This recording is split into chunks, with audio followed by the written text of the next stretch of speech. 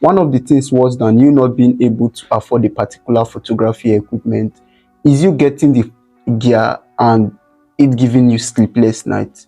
So why would your equipment be stressing you? I don't go buy big phone and buy problem. I don't know where to press. I don't understand. So today I'm going to explain some reasons why your Godox V850 flashlight is not connecting with your Godox X2 trigger. Note, this process might be slightly different if you use a different trigger and a different flashlight. So without further ado, let me jump into some of those reasons. The first reason might be that the transceiver on your Godox V850 flashlight is set to M. For this to work with your X2 trigger, you have to change this from M to S, that is from masters to slave mode. To do this, press and hold the mode button, move the dial once and press the set button. So the second reason why your Godox V850 flashlight might not be connecting with your Godox X2 trigger is that the channel on the Godox V850 flashlight is different from the channel on the Godox X2 trigger. So currently the channel on the flashlight is channel 23 and that on the X2 trigger is channel 21. So I'll go ahead and match both channels together. To set the channel on the Godox V850, press and hold the group and channel button. Turn the dial backwards till we get to 21. When you're on 21, press set.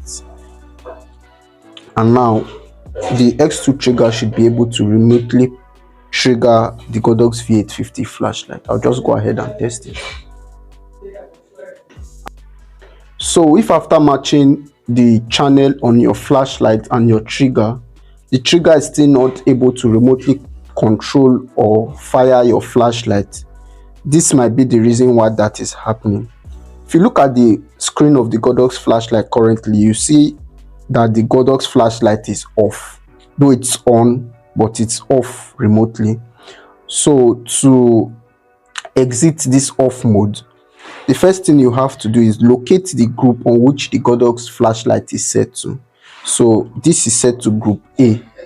Then come to your X2 trigger, go to the group, then I'll go ahead and press A. So I'll just go ahead and press A. Then when group A is highlighted, press the mode button till you get to M. So press it once, it's on TTL, press it again. Now it's on M. Currently you see that the flashlight is now set to 1/32, and now I can remotely trigger this.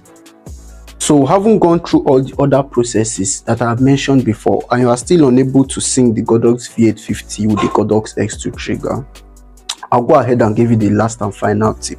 But before doing that, I want to go over all the other processes I have mentioned before.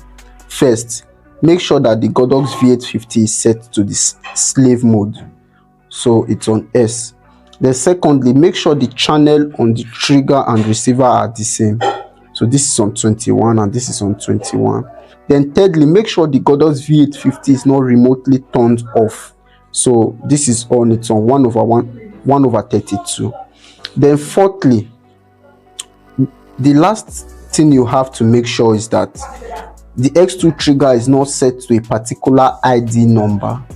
The Godox V850 does not have identity number, so if you set this to a particular ID number, it will not be able to sync with the Godox V850. So to check for that, press the menu button, move the dial till you get to the ID icon. So the ID is directly underneath the channel icon. So when you are on ID, press set. So currently it's on ID number 99. What you have to do is turn this off. So go ahead and turn this off. When it's off, press the set button and press the menu button to exit. Now this should be able to remotely fire the Godox V850. So we'll go ahead and test it. It's working, guys. So that's it. That's all you need to know about syncing the Godox V850 and the Godox X2 trigger together.